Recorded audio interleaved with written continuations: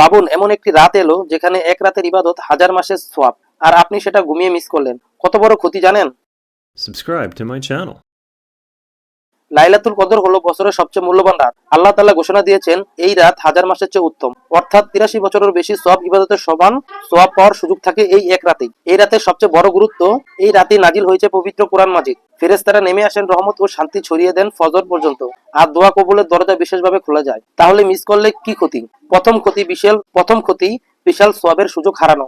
এমন মাল্টিপ্লেয়ার রাত বছরে একবারই আসে। দ্বিতীয় ক্ষতি, গুনাহ মাপের সুবর্ণ সুযোগ হারানো। এই রাতে আন্তরিক তওবা করলে বড় বড় গুনাহ ক্ষমা হয়ে যায়। তৃতীয় ক্ষতি, দোয়া কবুলের বিশেষ সময় হাতছাড়া। অনেকের জীবনে মোড় বদলে যায় এই রাতের দোয়ায়। চতুর্থ ক্ষতি, আখিরাতের লাভ কমে যাওয়া, যা আর কোনো সাধারণ রাতে পূরণ করা যায় না। হাদিসে এসেছে, নবী করিম সাল্লাল্লাহু আলাইহি ওয়াসাল্লাম বলেছেন, যে ব্যক্তি লাইলাতুল কদরের কল্যাণ থেকে বঞ্চিত হলো, সে আসলেই বঞ্চিত এবং দুর্ভাগা। তাই শুধু অপেক্ষা নয়, প্রস্তুতি নিন। রমজানের শেষ 10 রাত জাগুন, বেজর রাতগুলোতে ইবাদত বাড়ান।